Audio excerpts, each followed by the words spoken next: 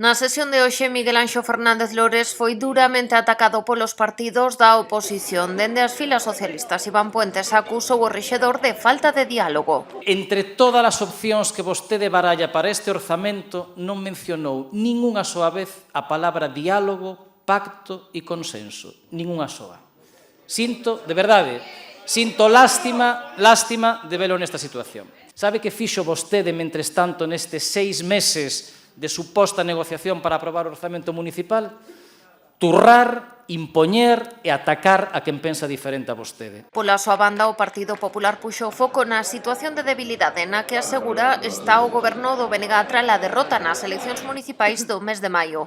Domínguez insistiu en que a proposta de orzamentos pro 2024 é mala para Pontevedra. Señor Lores, usted está jugando a ser víctima, dice que pone su cargo a disposición del Pleno con estos presupuestos y lamento decepcionarlo.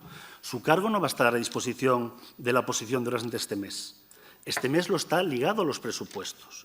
La ley permite firmar una moción de censura cualquier día de los próximos 3 años y medio. Su cargo está a disposición de la oposición porque sacó los peores resultados desde el año 2007. As únicas palabras amables para Fernández Lores chegaron da bancada do BNG.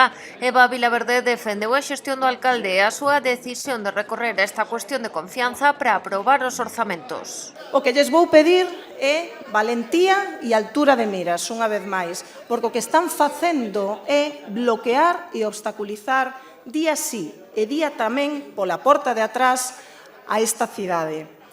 E bloquear un día sí e outro tamén pola porta de atrás, señores, é moi doado. Pero, queridos compañeiros e compañeiras de corporación, a iso chámaselle cobardía. Tras o novo rexeitamento das contas e da cuestión de confianza, ábrese un período dun mes para que a oposición intente artellar unha alternativa de goberno a través dunha moción de censura, algo que, segundo Iván Puentes, non está sobre a mesa. Ten unha sorte, señor alcalde, que ten aquí a 5 concellos e concellas socialistas que non queremos os pactos antinatura, non queremos as alcaldías amañadas nun despacho e, por suposto, non queremos en facer, Deus nos dea, nos colla confesados, non queremos en facer a Rafa Domínguez, alcalde de Pontevedra. ¿Cómo puede ser que llame usted cacique, autócrata y mentiroso y al mismo tiempo, después de criticarlo durante 20 minutos, diga que lo va a mantener en el poder?